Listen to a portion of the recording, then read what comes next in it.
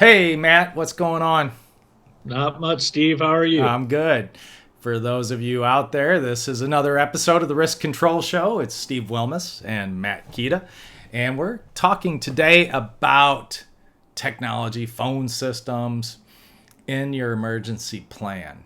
And I just love this because, you know, when we're working with our school districts, we really we don't just throw them into the deep end and say, okay, let's see what you got. We usually start off, and we held a beautiful meeting with all the principals, and we said, here's what we're going to be tackling. Please make sure you check your classrooms. Please make sure you test all your equipment, right, that you're going to utilize. Know how everything works, right? So we show up to do the active shooter. And we go, all right, go ahead and active shooter just walked in. Go ahead and start whenever you're ready. And they go to the phone system. They're like, oh, darn, we got a new phone system. I forgot what the passcode is for all call. And in meantime, bing, ding, ding, ding. Active shooters Right. out there. Everybody's walking around. Wow. Okay, so we have a classroom dead there. We have a classroom dead here. And not that that's funny. It's it's important. But how long did it take? Like 3 minutes for them to figure out the passcode? Yeah, it was a long time. Something like that. They're going back and forth. It's like, oh, I think it's this. Hold on, no, push this, then push this. Right. And it's just. And again, like back to that old technology. Yeah. I just go back to it. Here again. So you put in a new phone system. You don't send your IT folks don't send anything out that gives like a quick and easy. Here's what you do to do this. One of the most important things in a school is the all call, recess, fire alarms, whatever, lockdowns, whatever it is. You need to give those messages out. Like that's a feature that you're going to use very frequently, and you don't have an 8-digit. It went to like 8 digits to do that stupid thing or something. Yeah, right? it was absurdly long. Right.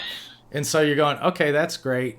And instead of just having the bell, they took that whole bell system out where you could Right. just press the button and notify all the classrooms, right? Bang! Yep. So you went to this, but your phone system just brought down the entire emergency plan because it can't operate. And in that type of scenario, when seconds count the most, it completely failed.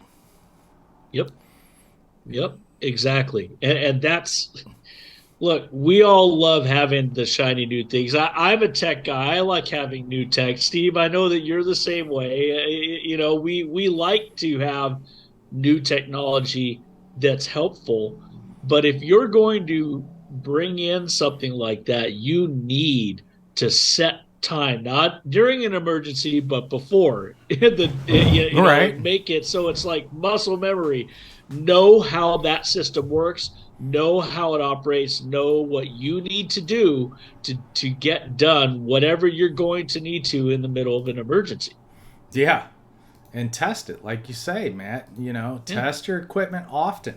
You have to be doing it frequently, and you got to make sure it works. And especially when you're doing the VoIP over the internet. Voice over internet. Yeah. If you don't have that backup system, like how many of our schools have diesel generators to keep everything up? If the internet goes down, Right. your phone Right, system exactly. goes down, Right. And so you make sure you know what the codes are.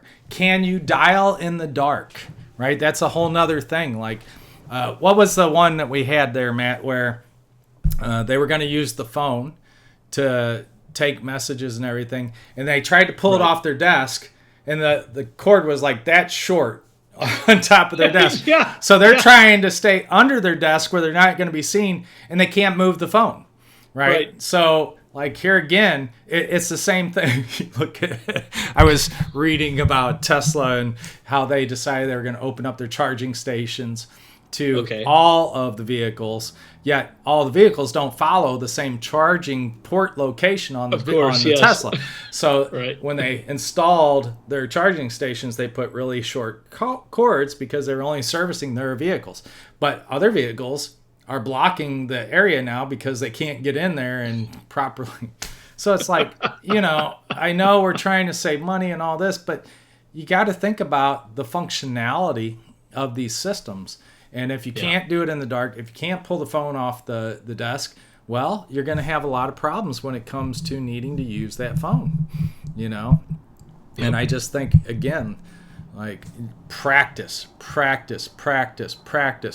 Some of them, like the secretary or administrative assistant, knew how to do it, but the other person didn't. Well, if they're in the restroom, if they're running something, if they're at lunch, you're out of luck. You're out of luck. You're out of luck. Golly, And it's like, you just got to know. You got to know. You really got to practice these systems. And if you're the IT guy and you're picking these and you have to dial an 8-digit code in order to utilize some system, you're crazy. You're crazy. Yeah. I go even back to ergonomics. Okay. Least number of keystrokes, repetitive motions, right? Least number of keystrokes. Yep. Just have an all-call button, bam, so that you can do it. But I think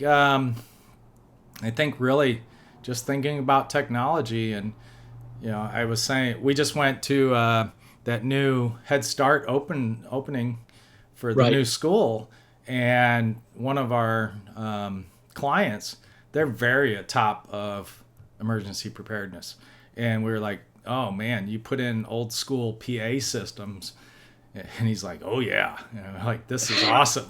If there's an emergency, you can just call over the PA.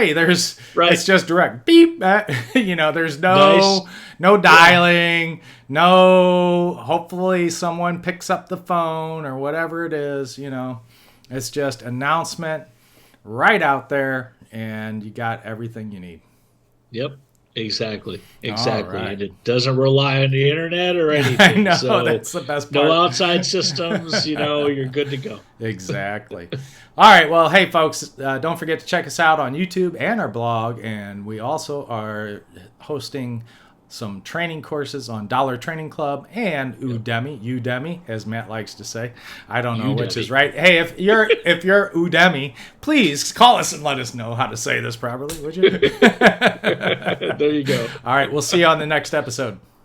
See you.